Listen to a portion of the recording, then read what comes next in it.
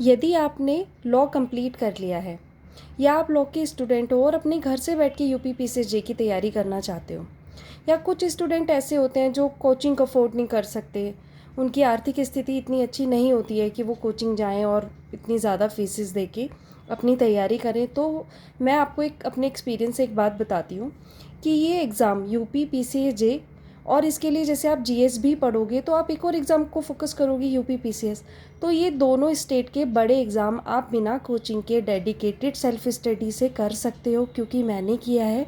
तो मैं आपको इसलिए ये बता रही हूँ कि आप अपने कोचिंग के जो पैसे हैं ना, उसका 1/3 हिस्सा अपनी किताबों पर खर्च करो और अपनी सेल्फ स्टडी से अपनी तैयारी को शुरू करो।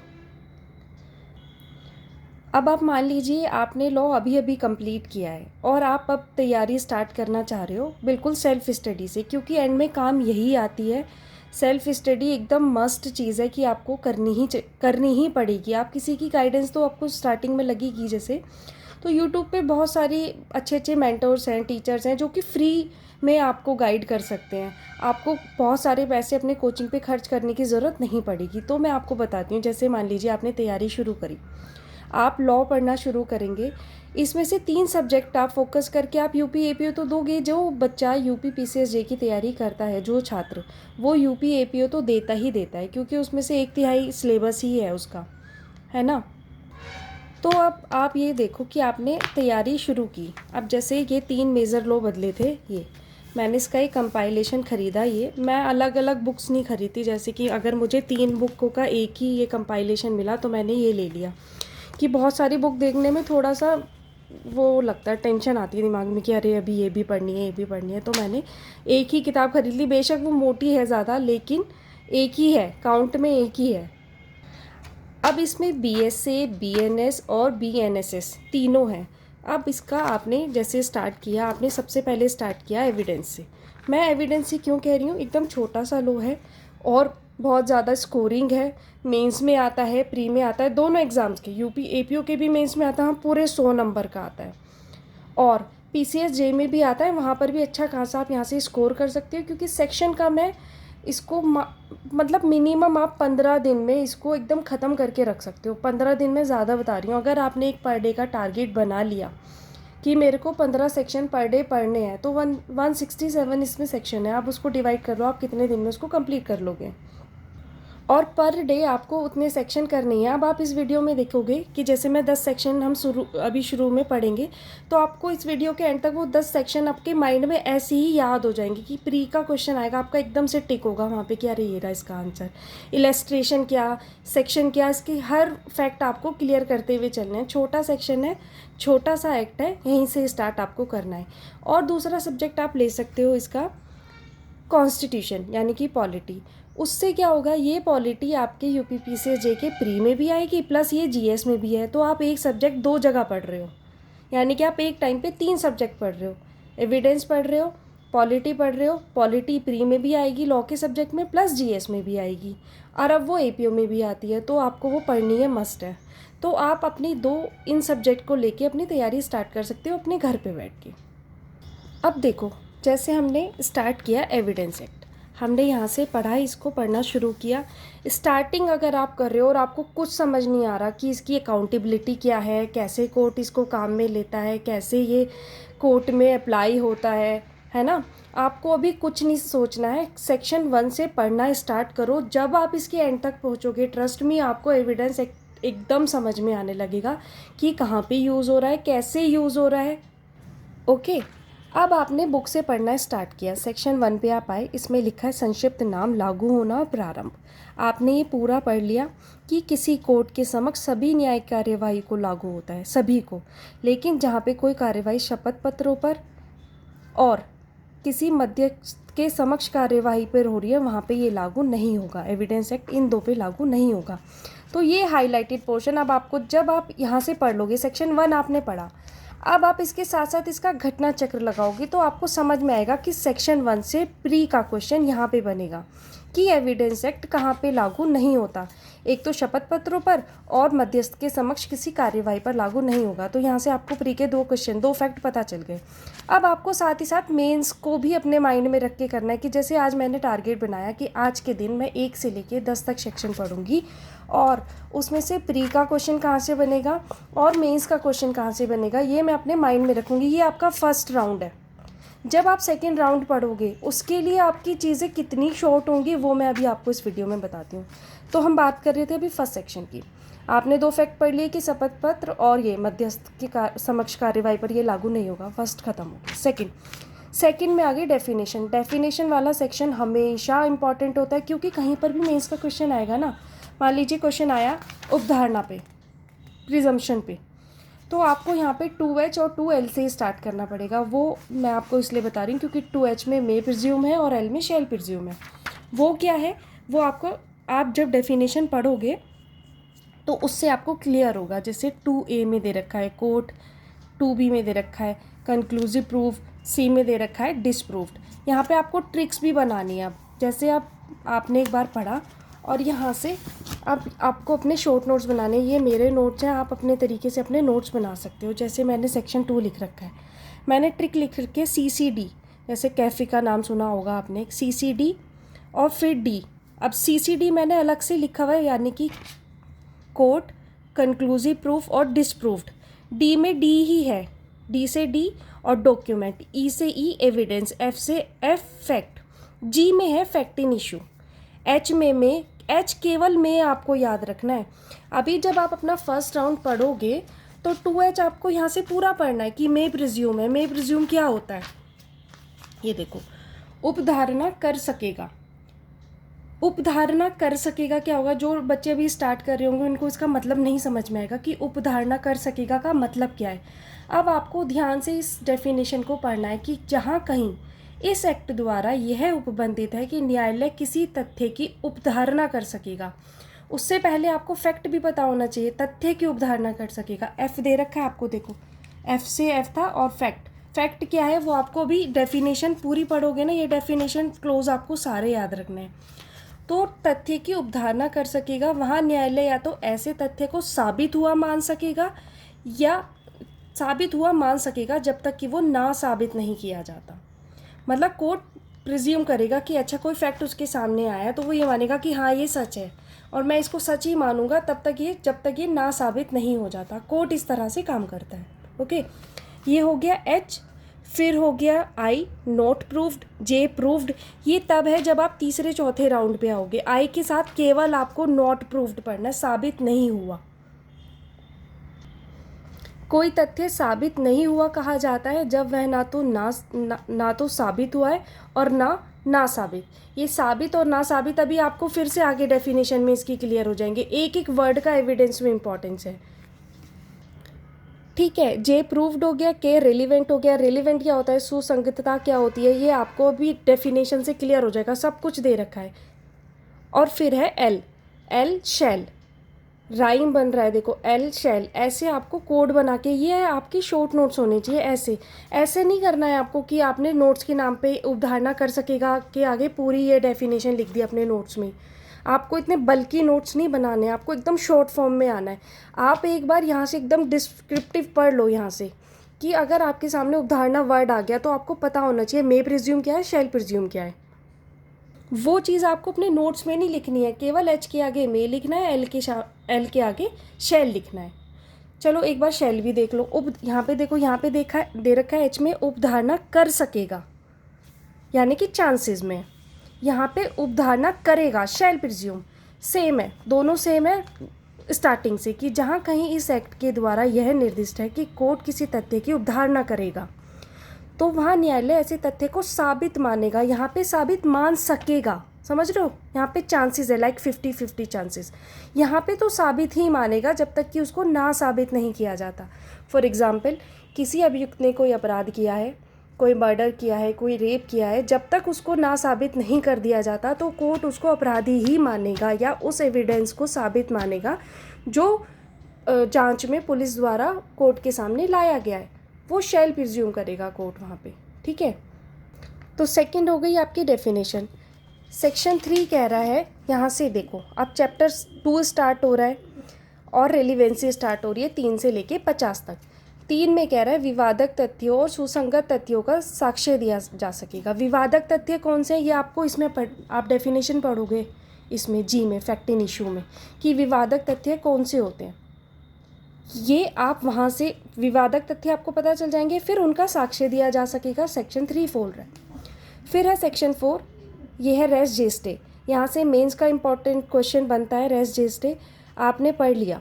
यहाँ पे डेफिनेशन देखो, वो तथ्य जो विवादक ना होते हुए भी विवादक तथ्य या सुसंगत तथ्य से इस प्रकार संबंध है कि वो एक ही संव्यवहार के भाग है। ये वाली लाइन, एक ही संव्यवहार के भाग है, सारे तथ्य सुसंगत तथ्य होते हैं, चाहे वो उसी समय उसी स्थान पर या विभिन्न समय विभिन्न स्थानों पर घटित हुए हों, एक ही संव्यवहार के भाग, रेस जेस्टे। ठीक है, आपको ये पूरा याद रखना। यहाँ से मेंस का क्वेश्चन आएगा तो सबसे पहले आपको ये सारी चीज़ें लिखनी है। हो गया।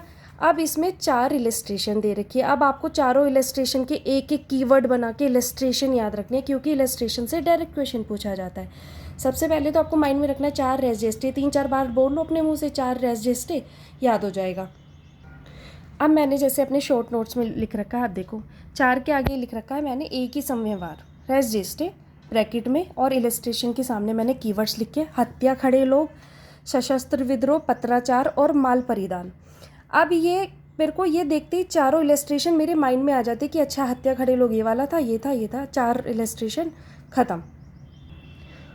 लेकिन आप पहली बार पढ़ रहे हो तो आपको पहली बार तो पूरी पूरी इलस्ट्रेशन पढ़नी पड़ेगी। जैसे कि इसमें फर्स्ट इलस्ट्रेशन दे रखी है, इलस्ट्रेशन, कै को पीट कर उसकी हत्या करने का कै अभियुक्त है। कै और कै के पास खड़े लोगों द्वारा जो कुछ भी पिटाई के समय या इतने अल्पकाल पूर्व या बाद में कहा गया कि वह उसी संव्यवहार का भाग बन गया, तथ्य सुसंगत है। ठीक है, या इलस्ट्रेशन ये कह रही है कि हत्या हुई, उसके आसपास जो लोग खड़े थे उन्होंने जो बिल्कुल जो बात कही वो रिलेवेंट है, रेस जेस्टे है। ये हो गई इलस्ट्रेशन 1। तो यहाँ पे मैंने हत्या, खड़े लोग, इसका एक कोड वर्ड बना के लिख लिया। सशस्त्र विद्रोह सेम यही, कि एक सशस्त्र विद्रोह में भाग लेकर किसी की संपत्ति नष्ट की जाती है, फौज पर आक्रमण किया जाता है, जेलें तोड़कर खाली की जाती हैं, भारत सरकार के विरुद्ध युद्ध करने का अभियुक्त है एक पर्सन। इन तथ्यों का घटित होना साधारण संव्यवहार का भाग होने के नाते सुसंगत है। अब ये कह रहा है संव्यवहार का भाग होने के नाते, यानी कि इसमें से कोई भी एक चीज़ हो रही है वो सभी चीज़ों में उसकी इन्वॉल्वमेंट मानी जाएगी। तो ये भी हो गया रेस जेस्टे, सशस्त्र विद्रोह। फिर ऐसे ही पत्राचार, माल परिधान, ये आपको चारों इलस्ट्रेशन यहाँ से पढ़नी है। तो 4 आपके दिमाग में सबसे पहले प्री के माइंड से आना चाहिए, 4 रेस जेस्टे और 4 इलस्ट्रेशन, हत्या वाला, सशस्त्र विद्रोह और पत्राचार और माल परिधान। फिर आ गया ये धारा 5, इसका एक कोड वर्ड बना लो, प्रभावक। प्रभावक मतलब प्रभाव, अवसर और कारण, प्रसंग, हेतु, परिणाम। इलस्ट्रेशन की देखो मैंने कोड लिख रखे हैं, मेला और ये चिन्ह मिले हैं वहाँ पे, विष खरीदा उसने, आदत, अवसर, ये मैंने कोड लिख रखे हैं। आप भी ऐसे ही आपके माइंड में आ जाएंगे, आप इसकी इलस्ट्रेशन पढ़ो। अब वहाँ पे प्रॉब्लम में जो प्री में क्वेश्चन बनते हैं वो इलस्ट्रेशन देते हैं, फिर आपको उसके सेक्शन पे जाना होता है और मेंस में आपको इसको लिख के एक्सप्लेन करना होता है कि कहाँ पे डिफाइन किया हुआ है। ठीक है, 4 रेस जेस्टे हो गया, 5 का आपने कोड बना लिया, प्रभावक। प्रभावक मतलब प्रभाव, अवसर और कारण। अब इसके इलस्ट्रेशन देखो, जैसे कि मैंने पहला लिखा है मेला या मेले। प्रश्न, अब इसकी इलस्ट्रेशन है ये वाली। प्रश्न ये है कि क्या कै ने कै को लूटा? ये तथ्य सुसंगत हैं कि लूट के थोड़ी देर पहले कै अपने कब्जे में धन लेकर किसी मेले में गया और उसने दूसरे व्यक्ति को ये दिखाया या बताया कि उसके पास धन है ना, तो उसको अवसर मिल गया। दूसरे व्यक्ति को पता था कि भाई उसके पास पैसे हैं, मैं लूट लूँगा, अवसर मिला ना। इसमें देखो अवसर, यहाँ पे आपको ये तीनों वर्ड की प्रासंगिकता तो याद रखनी है कि उसको अवसर मिलना चाहिए, मौका मिलना चाहिए, बेसिकली हमारी सिंपल लैंग्वेज में कि उसको मौका मिलना चाहिए। दूसरे व्यक्ति को पता था उसके पास खूब सारे पैसे, मैं जाता हूँ उसे लूट लेता हूँ, अवसर है उसके पास। फिर है प्रभाव और फिर उसके पास कारण। तो ये 3 चीज़ें, ये जिसमें आएगी वो रिलेवेंट होगा सेक्शन 5 में। तो ये मेला लिख सकते हैं आप यहाँ पे, लड़ाई की, कै ने कै की हत्या की, और जहाँ पर वो ये मर्डर हुआ वहाँ पर ये गुत्थम गुत्था के साइन बने हुए थे, चिन्ह थे। तो ये प्रभाव हुआ कि वहाँ पे मर्डर हुआ, वहाँ पे ये चीज़ें दिखी हैं आपको, और फिर एक उसको अवसर मिला यहाँ पर एक जहर खरीदने का। कि प्रश्न ये है कि क्या कै ने कै को विष से मारा। वो उसकी आदतों के बारे में जानता था कि वो किस टाइम खाता पीता है। आदतें कुछ भी हो सकती हैं भाई, इस टाइम पे ही खाना खाता है, इस जगह जाके खाता है, इस रेस्टोरेंट में खाता है, तो उसको जहर देने का अवसर मिल गया। ये तीनों इलस्ट्रेशन आपके एक एक वर्ड आपको बनाना है। मेला, गुत्थम गुत्था, उसके साइन मिले हैं, और विष खरीदना या विष खरीदा उसने और उसको खिलाने का उसको अवसर मिला उसकी आदतों से। तो धारा 5 हो गई आपकी प्रभावक। अब सेक्शन 6 पे आए, हेतु तैयारी आचरण। धारा 5 आपने प्रभावक एक वर्ड बोल लिया, चार रेस्जेस्टे बोल लिया। अब धारा 6 पे आप आ गए, हेतु तैयारी आचरण। कथन आचरण नहीं है, आप इसको पढ़ोगे यहाँ से फर्स्ट टाइम आपको फिर से क्लियर हो जाएगा। कोई भी व्यक्ति जिसके पास मोटिव है, हेतु, उसने ऐसी तैयारी की है, या उसका आचरण, उसका व्यवहार ऐसे कहता है कि इसने ये काम किया होगा, वो सारे फैक्ट रिलेवेंट है सेक्शन 6 में। हेतु तैयारी आचरण, आपको ये 3 वर्ड याद रखने हैं प्री के लिए। कथन आचरण नहीं कि वो कोई भी कुछ कहेगा तो वो आचरण में नहीं आएगा कि उसने नींद में कुछ बड़बड़ा दिया, कुछ बोल दिया आपके सामने खड़े होके, तो वो आचरण नहीं होगा उसका। कथन आचरण नहीं होते हैं, ये भी आपको याद रखना है। 6 हेतु तैयारी आचरण। अब मैंने आपकी इलस्ट्रेशन के लिए, देखो इसकी इलस्ट्रेशन बहुत सारी हैं, यहाँ पे क्वेश्चन बनता भी है, मेंस में भी, प्री में भी, बहुत सारे मैं आपको भी दिखाती हूँ। मैंने इसकी इलस्ट्रेशन के कोड वर्ड्स बना रखे हैं। ब्लैकमेल, धन की ज़रूरत, विष खरीदा। मैं आपको एक साथ दिखा देती हूँ उसको। देखो ये सेक्शन 6 आपने यहाँ से पढ़ा।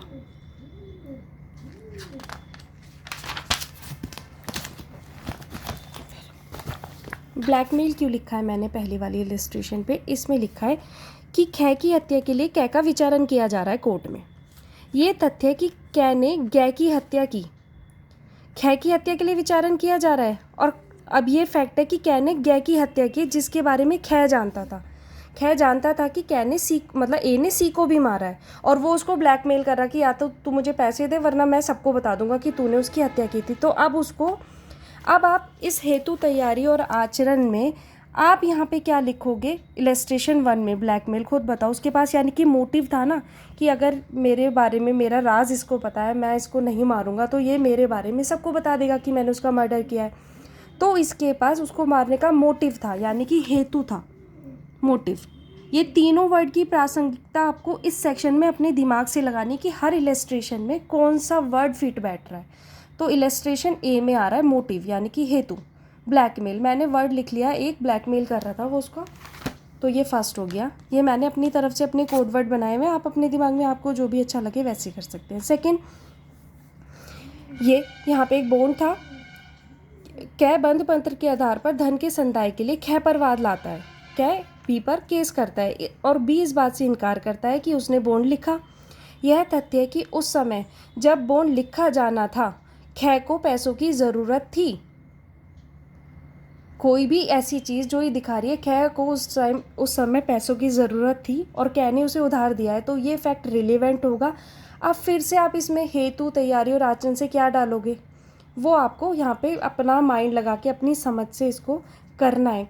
जब हम स्टार्टिंग में पढ़ते हैं ना, इलस्ट्रेशन कहाँ पे यूज़ होगी, ये मेंस में आपको एक प्रॉब्लम दे देगा लिख के, ये चीज़ लिख के दे देगा, तो आपको यहाँ पे सेक्शन 6 लिखना पड़ेगा कि ये हेतु तैयारी आचरण, मतलब सेक्शन 6 में इन्होंने डिफ़ाइन किया हुआ है और ये उसकी इलस्ट्रेशन बी में प्रावधानित है। ऐसे आपको मेंस में डिफ़ाइन करके, मतलब इलस्ट्रेशन से आपको सेक्शन पे जाना है। अभी हम सेक्शन से इलस्ट्रेशन पढ़ रहे हैं, ठीक है। अब सी में मैंने लिख रखा है, विष द्वारा कै की हत्या करने के लिए कै का विचारण हो रहा है। ये तथ्य सुसंगत है कि कै की मृत्यु के पूर्व कै ने कै को विष जैसा एक विष खरीदा, जिससे कै की मृत्यु हुई है, वैसा ही एक जहर कै ने खरीदा था। ये फैक्ट कोर्ट के सामने है एविडेंस के रूप में, तो ये सुसंगत हो गया। और इसको आप लिखोगे हेतु तैयारी और आचरण से तैयारी, यानी कि उसने उसको मारने की तैयारी की, जाके विष खरीदा, है ना। तो यहाँ पे आप तैयारी लिखोगे, जैसे हमने ए में हेतु लिखा, यहाँ पे ये जिसने तैयारी की, ये रिलेवेंट हो गया। अब डी मैंने लिख रखा है दृश्य मूवी। आपने दृश्य मूवी देखी होगी, वो जाके कैसे लोगों को फ्रेम करता है कि हम वो 3 अक्टूबर को आए, हमने सत्संग सुना, इस टाइप का कुछ। तो ये मैंने अपनी समझ से लिखा हुआ है, आपको जो अच्छा लगे आप वैसे लिख सकते हैं। देखिए अब ये इलस्ट्रेशन 4 है सेक्शन 6 की। प्रश्न ये है कि क्या अमूक दस्तावेज क्या की वसीयत है। सॉरी, ये डी वाला नहीं, ये 5 वाला, ये वसीयत है। वसीयत भी तैयारी वाला है। आप एक बार इस इलस्ट्रेशन को पढ़ोगे तो आपको समझ में आ जाएगा, वसीयत के लिए भी उसने तैयारी की, तो ये रिलेवेंट हो गया। सेक्शन 6 का इलस्ट्रेशन ये ई, इसमें दृश्य मूवी मैंने एक कोड वर्ड लिखा हुआ है, जैसे कि क्या किसी अपराध का अभियुक्त है। ये तथ्य कि अभिकथित अपराध से पहले या अपराध के समय या उसके बाद क्या ने ऐसे साक्ष्य का मैनेजमेंट किया, प्रबंध किया, जिसकी प्रवृत्ति ऐसी थी कि मामले के तथ्य के अनुकूल प्रतीत हो, या साक्ष्य को नष्ट किया गया, छिपाया गया, या उन व्यक्तियों को जो साक्षी हो सकते थे उपस्थिति निवारित की, अनुपस्थिति उपाप्त की, या लोगों को उसके संबंध में मिथ्या साक्ष्य देने के लिए तैयार किया, सुसंगत है। अगर आपने दृश्यम मूवी देखी होगी तो उसमें अजय देवगन ने यही किया है। उसने ऐसी सिचुएशन बनाई कि वो उसके अनुकूल प्रतीत होता है, साक्ष्य को उसने मिटाया भी, और ऐसे लोगों को फ्रेम किया कि हाँ वो उस डेट को वहाँ पे गए थे, सत्संग सुना था। आपने मूवी देखी होगी तो मैंने ये कोड वर्ड यहाँ पे बना के लिख लिया। ये सारे इफेक्ट रिलेवेंट है। हेतु, तैयारी, आचरण, यहाँ पे भी फिर हम तैयारी लिखेंगे कि उसने ये सारी तैयारी की, ये सारे जो उसने एक्ट किए, लोगों को तैयार किया, साक्ष्य नष्ट किए, ये उसने ऐसी तैयारी की। ठीक है। ऐसे ही बाद के सेक्शन में सारे जो आप इलस्ट्रेशन पढ़ोगे इसमें आचरण आ रहा है कि उसने ऐसा व्यवहार किया कि जैसे लूट के बाद वो भाग गया तो उसका आचरण हुआ ना, भाग गया। सेकंड में ये मतलब इसके बाद ये है कि एक पर्सन दूसरे पर्सन को पैसे देने के लिए मना करता है कि भाई इसे पैसे मत देना, ये पैसे लेके भाग जाता है, वापस नहीं करता है, डोंट ट्रस्ट। तो मैंने इसका एक कोड वर्ड लिख लिया, डोंट ट्रस्ट। इस दृश्यम मूवी के बाद भाग गया, फरार हो गया, फिर डोंट ट्रस्ट, और फिर है ये। तो आप जब धारा 6 आपके माइंड में आएगी ना, हेतु, तैयारी, आचरण, ये इलस्ट्रेशन आपके एकदम आपके माइंड में सेट बैठ जाएंगी कि ये इलस्ट्रेशन उससे है। अब हम सेक्शन 7 पढ़ेंगे, स्पष्टीकरण या पुनः स्थापना, शिनाख्त परेड, इसको हम शिनाख्त परेड कहते हैं। 7 से 7 से शिनाख्त परेड। ठीक है, ये प्री के लिए अभी आपको पढ़ना है, ये आपका फर्स्ट राउंड चल रहा है अभी। जब आप इसको 2-3 राउंड पढ़ लोगे ना 15 दिन में ख़त्म करने के बाद, एविडेंस आपके एकदम टिप्स पे होगा। आप मेंस भी लिख दोगे, प्री तो आपके क्वेश्चन बनेंगे 25 से 30 क्वेश्चन इसके आते हैं, ईजिली आपके बन जाएंगे। ऐसे ही इसकी इलस्ट्रेशन से आपको कोड वर्ड बनाने हैं।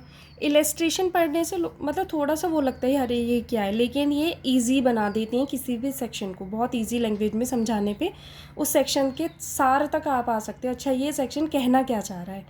ओके, ये हो गया सेक्शन 7। 8 है सामान्य परिकल्पना, षड्यंत्र, जहाँ 2 या 2 से अधिक लोग शामिल हैं और उनका कॉमन इंटेंशन है। आप इससे रिलेटेड एक केस है आर वर्सेस ब्लैक, वो उसके नीचे एकदम धीरे से लिख दो, और ये आपके लिए प्री के लिए तैयार।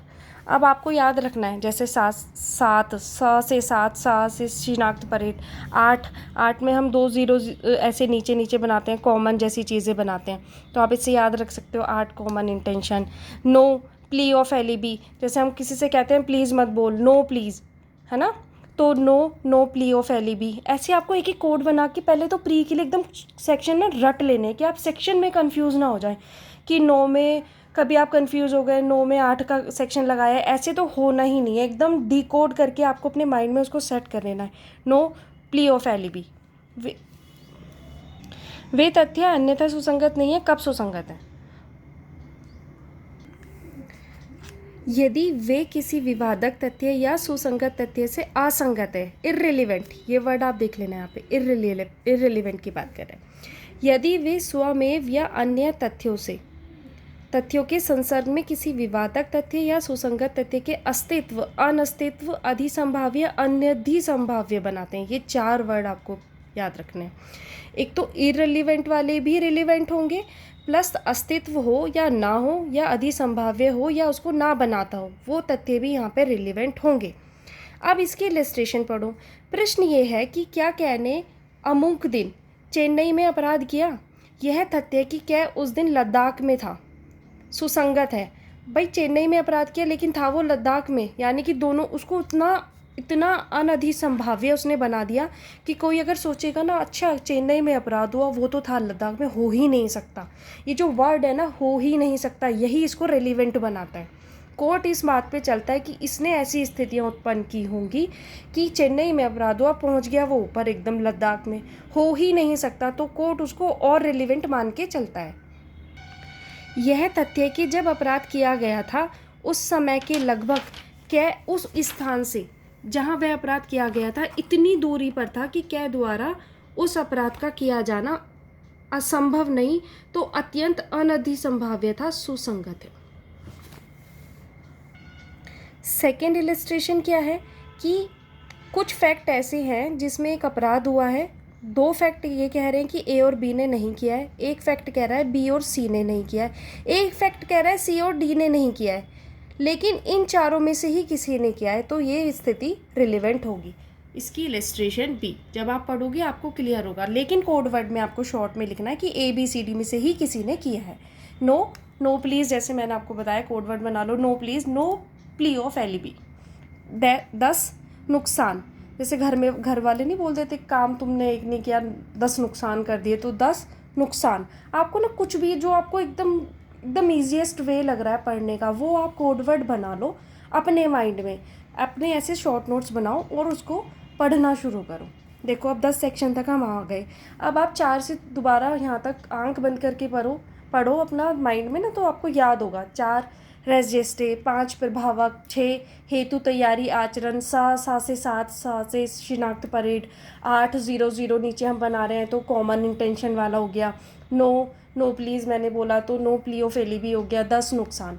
तो आपको ये 10 सेक्शन याद हो गए, और इसमें से आपने मेंस के लिए भी देखा कि सेक्शन 6 बहुत इंपॉर्टेंट है, सेक्शन 4 बहुत इंपॉर्टेंट है, 7 भी इंपॉर्टेंट है।